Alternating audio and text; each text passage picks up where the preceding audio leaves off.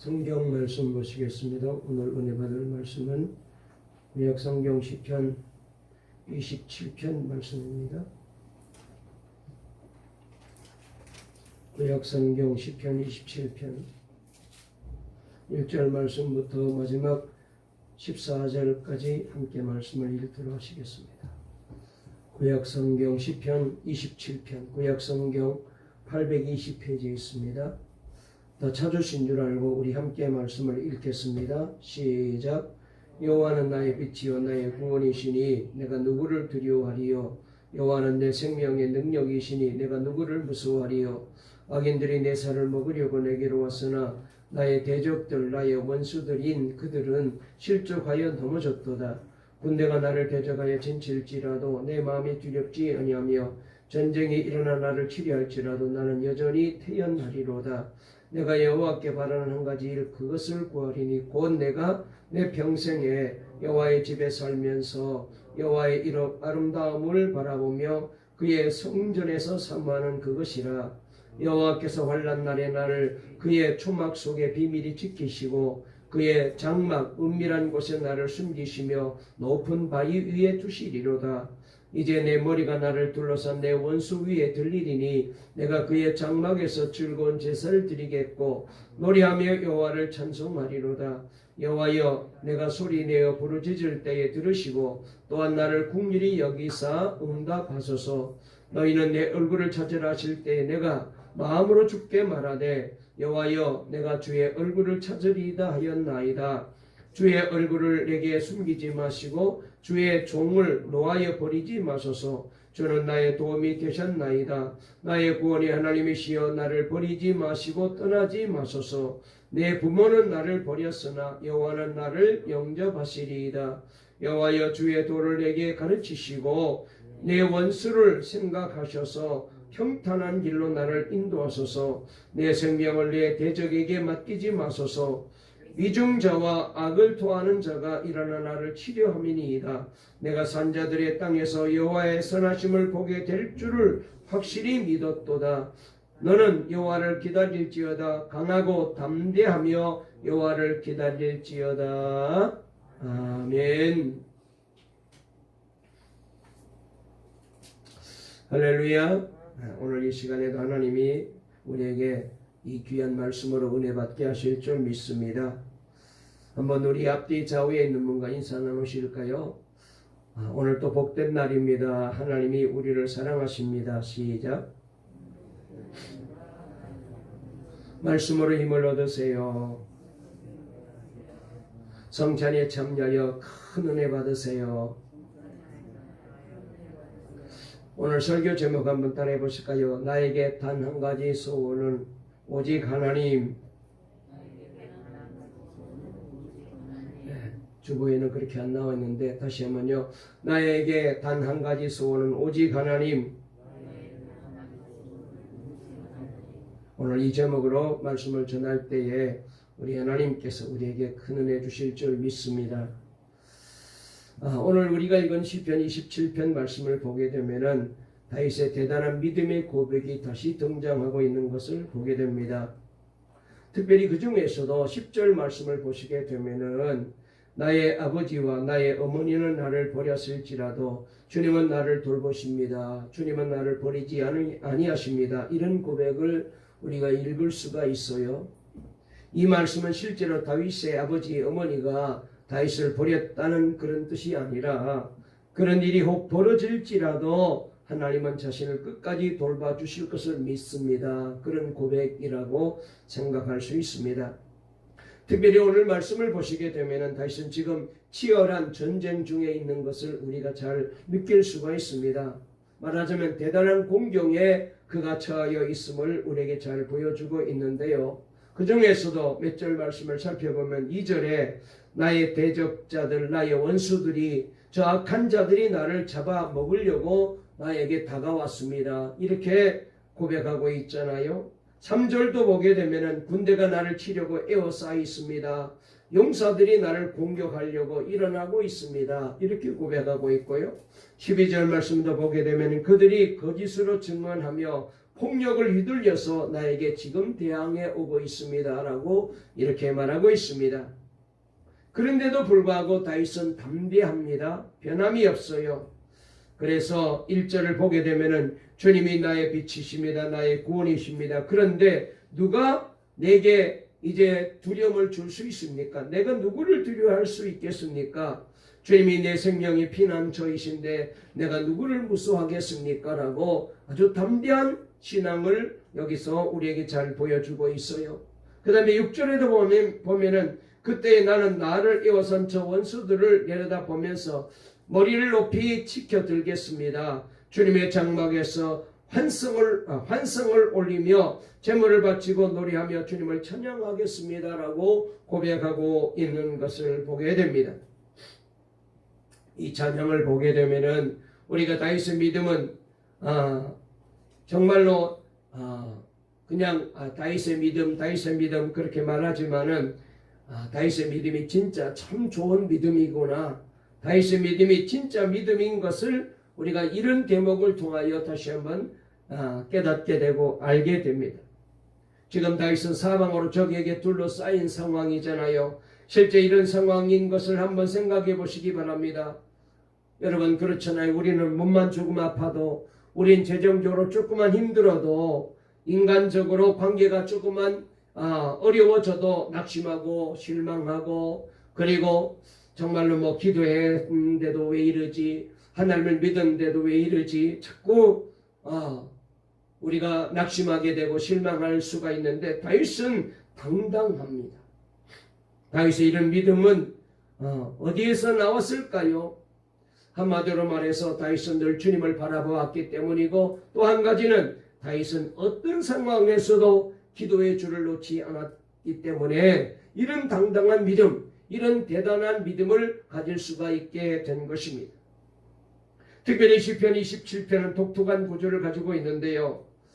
그 믿음의 선포와 간절한 기도가 교차하는 그런 말씀이 이 시편 27편의 내용입니다. 그래서 1절부터 3절까지, 5절부터 6절까지, 13절, 14절은 다윗의 믿음의 고백이고 선포입니다. 그리고 4절과 7절부터 12절은 다윗의 기도라고 말할 수 있습니다. 이 기도는 우리가 세 번역으로 읽어보게 되면 분명히 잘 드러날 수 있는데, 다윗은 선포하고 또 기도하고 또 믿음을 선포하고, 그래서 계속해서 이 반복되는 말씀이 바로 이 27편의 내용입니다. 그렇습니다. 여러분 우리도 기도해 보면은 믿음이 달라지게 되는 것을 경험하게 됩니다. 우리가 새벽기도 열심히 나오시고 한 주간 동안 기도원에 올라가서 기도하고 내려오게 되면은 믿음이 달라져 있어요. 마음이 달라져 있어요.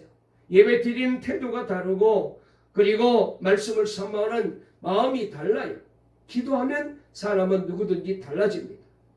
그냥 건성건성 아무 의미 없이 그렇게 기도하지 않고 정말로 하나님 앞에 간절하게 매달려 기도해 보면은 신앙이 달라지고 사람이 달라지고 인생이 변해요. 그래서 오늘 여기 말씀을 통하여 보게 되면은 다윗의 믿음이 기도 속에 잘 드러나고 있는 것을 우리가 볼 수가 있습니다. 여러분 기도해도 믿음이 생기지 않는 사람들도 많습니다. 그렇게 간절하게 기도하는데 하나님은 왜 그렇게 응답해 주시지 않는지 도무지 하나님을 이해할 수 없어서 믿음이 흔들리고 시험드는 이들도 있습니다. 사실 다윗도 하나님이 다 이해가 되어서 믿음을 가지고 주님 바라보고 산 게 아니에요. 7절을 보시면은 내가 주님을 애타게 부를 때에 들어주세요. 나를 불쌍히 여기시고 응답해 주십시오. 간절하게 부르짖고 있습니다. 그러니까 쉽게 응답을 못 받았어요. 9절에 보면은 주님의 얼굴을 내게 숨기지 말아주세요. 주님의 종에게 노하지 마세요. 나를 물리치지 말아주세요. 주님은 나의 도움이십니다. 나를 버리지 마시고 외면하지 말아주세요. 주님은 나를 구원하신 하나님이십니다.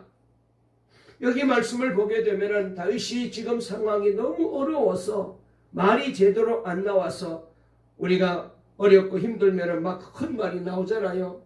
급한 김에 말이 나오는데 이상한 말이 나와요. 오늘 여기 본문에도 다윗의 그런 모습이 잘 드러납니다. 말이 꼬이고 있어요.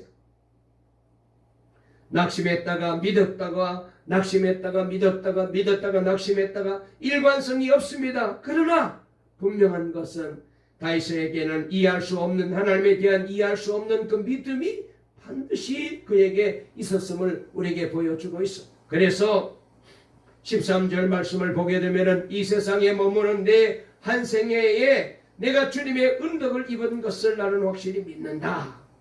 확실히 믿는다. 그렇게 다윗은 고백하고 있습니다. 하나님의 얼굴을 숨기고 계시는 상황인데, 주님이 노하신 것 같은데, 주님이 자신을 물리치신 것 같은데, 주님이 자신을 외면한 것 같은 상황인데, 그래서 아버지도 어머니도 자신을 버린 것 같은데 하나님을 확실히 믿는다고 고백하는 것입니다. 여러분, 누구나 하나님이 이렇게 믿어진다면 문제될 것이 없을 것입니다. 언제나 기뻐하며 언제나 감사하며 언제나 하나님의 말씀대로 살 수 있을 것입니다. 그러나 어떻게 이런 믿음을 가질 수가 있는가? 이게 중요한 문제예요. 이런 신앙은 역시 기도에 달려있다, 이렇게 말할 수 있어요. 다윗의 기도를 살펴보면 다윗은 그저 간절히 열심히 안타깝게 오래 기도한 것만 아님을 알 수 있어요. 다윗의 기도에 무엇이가 특별한 것이 있습니다. 여러분, 지금 다윗이 전쟁 중에 있다는 말씀을 드렸잖아요. 전쟁의 상황이라면은 여러분들은 뭐라고 기도할까요? 내가 지금 전쟁 중에 있다면은 여러분은 어떤 기도를 드릴까요? 마땅히 하나님, 이 전쟁에서 이기게 해주세요. 이 전쟁에서 우리를 지켜주세요. 저 적들을 물리쳐 주세요. 라고 구할 것 아니겠습니까? 전쟁에 있는데, 전쟁 중에 있는데, 지금 생사를 오가고 있는데 뭐 물질 회복 주세요. 건강 회복 주세요. 우리 자식 잘 뛰게 해주세요. 그렇게 기도할 사람 없을 겁니다. 전쟁 빨리 이기게 해주세요. 이 전쟁에서 나를 지켜주세요. 그렇게 기도하는 게 당연하잖아요. 그런데 다윗은 그렇지 않았어요. 그는 자신에게 단 하나의 소원이 있다고 고백하고 있습니다. 그것이 바로 4절 말씀이에요. 우리 다 같이 한번 4절 말씀을 읽어볼까요? 다 같이 읽겠습니다. 시작. 내가 여호와께 바라는 한 가지 일, 그것을 구하리니 곧 내가 내 평생에 여호와의 집에 살면서 여호와의 아름다움을 바라보며 그의 성전에서 사모하는 그것이라 그랬어요. 이 말씀을 쉬운 말로 읽어드리면은 한평생 주님의 집에 살면서 주님의 자비로운 모습을 보는 것과 성전에서 주님과 함께 교제하며 사는 것입니다. 이렇게 기도하고 있습니다. 전쟁 중인데도 다윗의 한 가지 소원은 평안을 빌고 승리를 빌고 축복을 구하는 기도가 아니었습니다. 여호와의 집에서 예배하며 사는 것이 나의 소원입니다라고 고백하고 있습니다. 그래서 8절 말씀에 보면은 주님께서 나더러 내게 와서 예배하여라 하였을 때에 주님, 내가 가서 예배하겠습니다라고 대답했다라고 고백합니다. 정말 이해가 안 되고 좀 황당해 보이는 그런 말씀 같기도 합니다. 어떻게 이런 기도가 나올 수가 있을까요? 이것은 다윗이 평소에 늘 하나님과 인격적인 교제를 나누며 살고 있었기 때문에 가능한 일입니다. 다윗은 평생 주님만 바라보며 살았습니다. 그러므로 그 위급한 상황에서도 그의 소원은 오직 하나님밖에 없었어요. 솔로몬이 성전을 다 짓고 나서 1000번제를 드렸을 때에 하나님께서 성전에 임하셔서 솔로몬에게 임하셔서 솔로몬에게 묻습니다. 내가 내게 무엇을 해주기를 원하느냐? 그러자 솔로몬은 즉시로 대답합니다. 백성을 바르게 다스릴 수 있는 지혜를 저에게 주세요. 솔로몬의 이 기도가 하나님을 기쁘게 했잖아요. 그래서 하나님은 솔로몬에게 지혜도 주셨을 뿐만 아니라 그가 구하지 않는 부와 귀와 수도 주셨다고 성경에 말씀하고 있습니다. 솔로몬이 이런 기도를 드릴 수 있었던 것은 늘 그 생각만 늘 하고 있었기 때문에 내가 어린 나이에 아버지의 뒤를 이어서 이 큰 나라를 다스리는 왕이 되었는데 내가 어떻게 해야 이 나라를 잘 다스릴 수 있을까? 아버지처럼 어떻게 해야 이 백성을 잘 인도할 수 있을까? 늘 그 마음을 가지고 아마 생각하고 기도하고 그렇게 했을 거예요. 여러분, 그래서 솔로몬에게 하나님이 나타나셔서 물었을 때 그는 주저함이 없이 주여 저에게 지혜를 주세요. 하나님 저에게 지혜를 주세요. 그래서 이 백성을 잘 이끌어갈 수 있는 지도자가 되기 원합니다. 여러분에게 하나님께서 나타나셔서 가장 원하는 한 가지 소원을 말하라면 여러분은 무엇을 말씀하시겠습니까? 늘 소원하는 것이 결국 중요한 때에 나오는 거거든요. 여러분이 늘 소원하는 것이 무엇입니까? 주님이십니까? 기도를 한다고 다 믿음이 생기는 건 아니거든요. 문제만 바라보고 성공만 바라보고 축복만 바라보면 기도하면서도 계속 믿음이 무너집니다. 어느 전도사님이 자기가 평소에 존경하는 목사님에게 찾아가서 물었대요.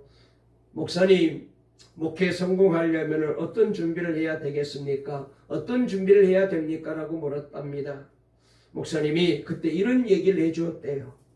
전도사님, 큰 교회 담임 목사가 되는 것을 바라보지 말고 예수님이 분명히 주님이신가, 예수님이 나의 마음의 왕이신가, 나는 오직 주님만을 사랑하는가, 모든 일에 예수님의 인도를 받고 있는가, 이렇게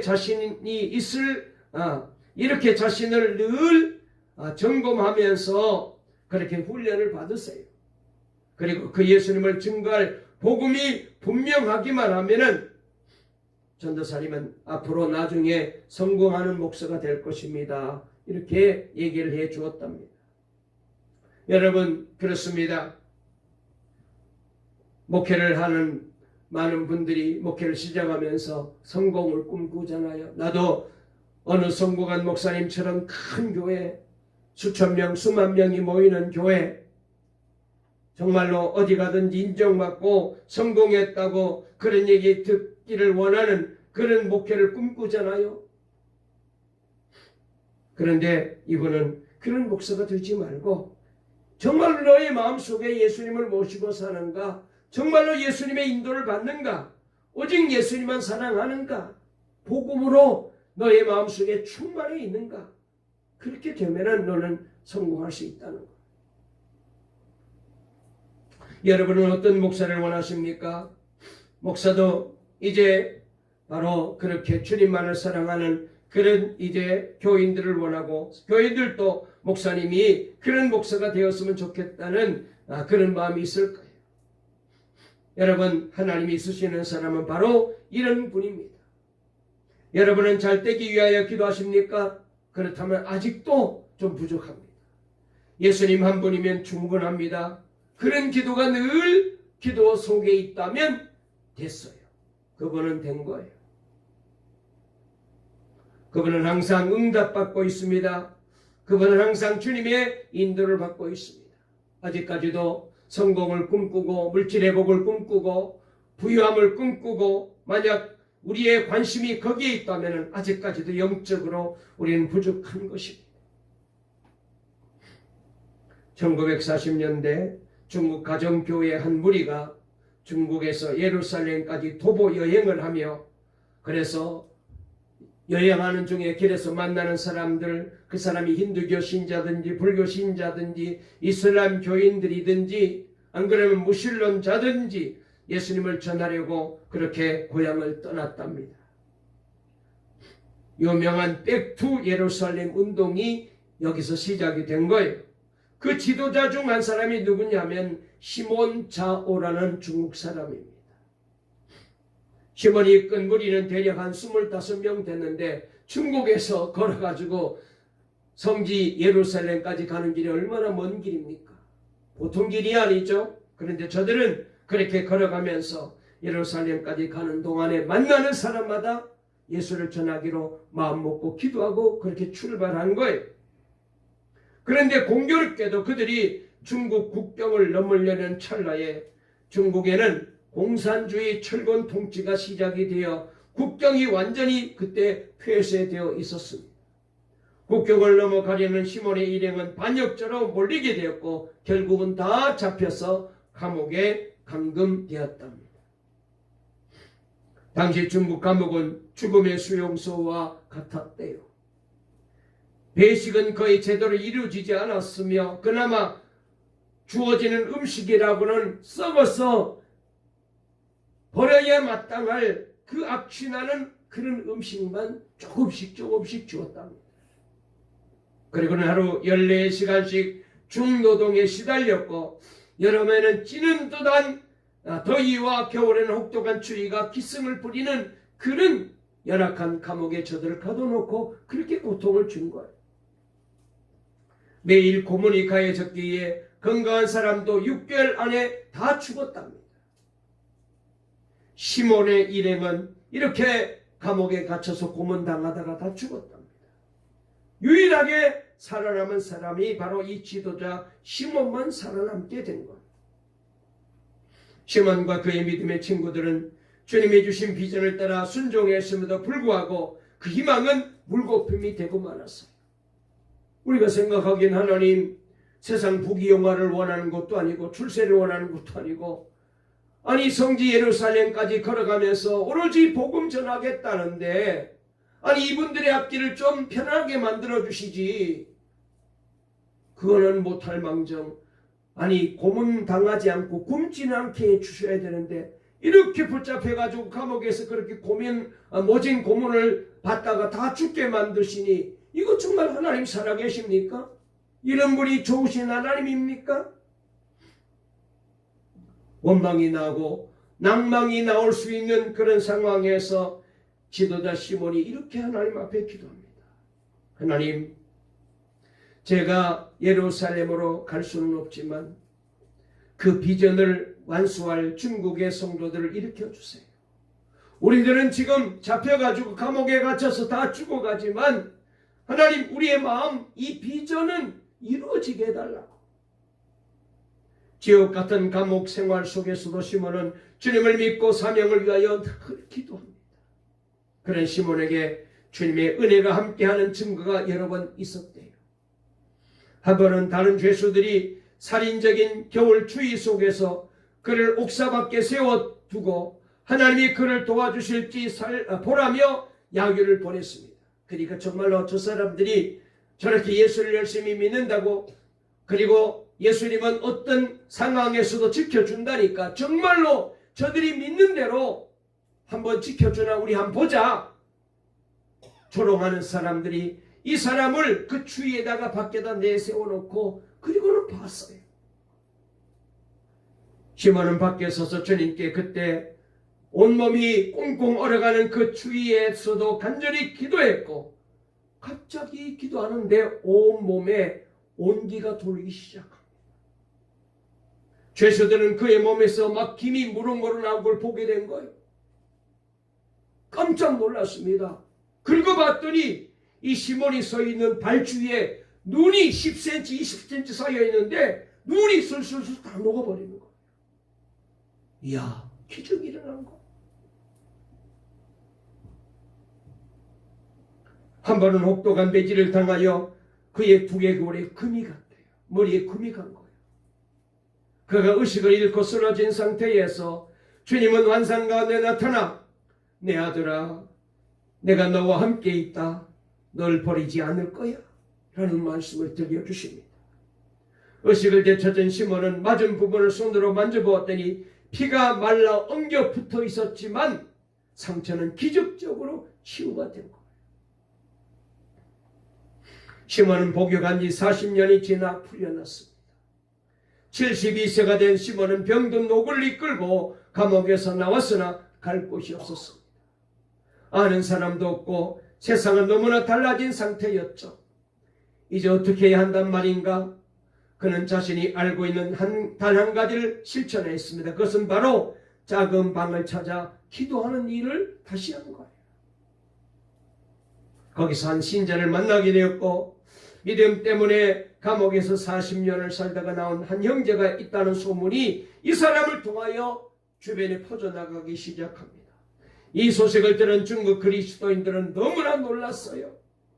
당시 중국 교회는 부흥이 일어나고 있었는데 매일 수많은 사람들이 믿음을 받아들이고 회심하고 예수님께로 돌아오고 있었습니다. 교인들은 그런 상황에서 이 시몬에게 그동안 겪었던 일을 전해달라고, 교인들에게 간증해달라고 부탁합니다. 선생님이 감옥에 계시는 동안 하나님은 중국에 놀라운 부흥의 불길이 일어나게 만들어 주셨습니다. 수만 명의 젊은이들이 하나님 나라로 대거 들어오고 있고요. 그들은 선생님의 이야기를 들어야 할 필요가 있습니다. 하나님은 온 세계 주수밭에서 중국의 역할에 대한 열정을 그들 속에 불어넣기 위해서 선생님을 사용하시려고 하십니다. 선생님은 그냥 선생님이 겪은 이야기만 들려주시면 됩니다. 처음에 주자던 시몬은 그것이 주님의 뜻인 줄을 깨닫고 교회들을 방문하기 시작했고, 그리고 가서 자기가 40년 넘게 감옥에서 겪었던 그 끔찍한 고난의 시간들을 하나님이 어떻게 지켜주시고 돌봐주셨는지 간증하며 하나님의 말씀을 전할 때마다 가는 곳곳에 성령의 기름 부으시는 놀라운 능력이 나타나고 중국 교회가 부흥되고 안 믿는 불신자들이 주께로 돌아오는 큰 기적이 일어났습니다. 2001년 12월 7일 시몬 자오는 세상을 떠났습니다. 하지만 하나님은 그가 눈을 감기까지 13년이라는 기억의 기회를 주셔서 중국에 부흥이 일어나게 하시고 중국의 영혼들을 살려내는 기적을 이루게 해 주셨습니다. 그는 비록 예루살렘으로 가지는 못했지만 그로 인하여 수많은 중국 그리스도인들이 예수님의 복음을 가지고 서진하며 무슬림과 힌두교와 불교인들에게 다가가라는 비전에 사로잡혀 그 부름에 순종하는 그런 젊은 그리스도인들이 지금 많이 일어나서 이 시몬 자오가 하고자 했던 이 일을 저들이 지금 이어가고 있다는 거예요.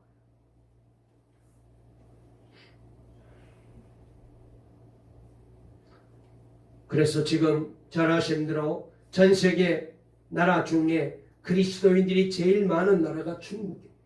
그렇게 핍박하고 선교사들을 추방하지만 하나님은 역사하시는 거예요. 누구를 통하여? 이런 기도하는 사람들을 통하여. 오늘 다윗은 마지막 절에서 이렇게 말합니다. 자, 우리 다 같이 한번 마지막 절 읽어보실까요? 14절 말씀을 읽습니다. 시작. 너는 여호와를 기다릴지어다. 강하고 담대하며 여호와를 기다릴지어다. 아멘. 이것이 바로 믿음입니다. 다윗은 하나님을 이해할 수 없을 때에 더욱 하나님을 기다리라고 말씀하고 있습니다. 다윗의 이 믿음의 비결은 4절. 주님, 나에게 단 하나의 소원이 있습니다. 나는 오직 하나님만 구하겠습니다. 그것은 한평생 주님의 집에 살면서 주님의 자비로운 모습을 보는 것과 성전에서 주님과 날마다 교제하며 살아가는 것입니다라는 기도입니다. 다윗은 하나님을 다 이해할 수 없었지만은 막연한 하나님을 믿은 것이 아니라 언제나 살아계시고 언제나 함께 하시는 이 하나님을 믿었고 그리고 그 하나님을 바라보고 살았습니다. 여러분, 우리도 하나님을 바라보아야 우리도 이제 기도의 방향을 바르게 할 수 있고요. 어떤 시련을 만나도 견딜 수 있는 힘이 생기게 됩니다. 주님 바라보지 않게 되면은 여러분, 우리는 다 나약한 믿음으로 떨어질 수밖에 없습니다. 물론 우리가 기도한다고 모든 환난을 다 면해 주시고 모든 문제를 다 해결해 주시는 것은 아닙니다. 그러나 그래도 기도해야 돼요. 성공만 바라보고 평안만 바라보고 축복만 바라보고 기도하고 있다면 믿음을 지킬 수 없습니다. 평소에는 괜찮지만 환난이 오고 고난이 오면 넘어지게 되어 있어요. 한 말씀만 더 드리고 말씀을 마치려고 합니다. 한 목사님의 아름다운 간증을 어제 말씀을 준비하다가 보았어요. 이분의 사모님이 암수술을 받게 되었답니다. 불치암을 이제 만나서 지금 생사를 오가는 그런 수술을 하게 되었대요. 수술실에 들어가는 아내를 위하여 보호자 대기실에서 기도하고 있었는데 그때 주님이 이 목사님의 마음에 질문하시더래요. 너 힘드냐? 이렇게 묻더래요. 즉각 대답했답니다. 예, 주님 힘듭니다. 또 주님이 물으시더랍니다. 너 괴로우냐? 또 즉각 대답했답니다. 예, 괴롭습니다. 또 물으시더랍니다. 그래서 너 불행하냐? 이 질문에는 즉각 대답을 할 수가 없더래요. 잠잠히 생각해 보았답니다. 그리고 대답하였답니다. 주님, 괴롭고 힘들기는 하지만 불행하지는 않습니다. 그랬더니 또 주님이 물으시더랍니다. 너 정말로 행복하냐? 불행하지 않다면 그러면 너 행복하냐? 그것도 대답을 즉시 할 수 없더래요. 깊이 묵상하게 되더랍니다. 그리고 대답했대요. 예, 주님, 저 행복합니다. 생각해보니 자신은 행복한 사람이더랍니다.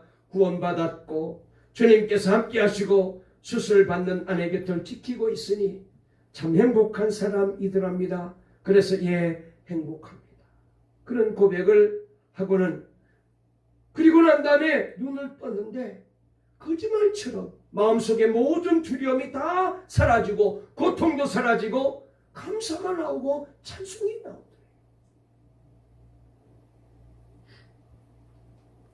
하나님의 은혜 가운데 사모님도 수술을 잘 마치게 되었대요. 여러분, 평소에 주님과 동행하는 자가 되어야 돼요. 아무리 어렵고 힘들어도 늘 기도해야 돼요.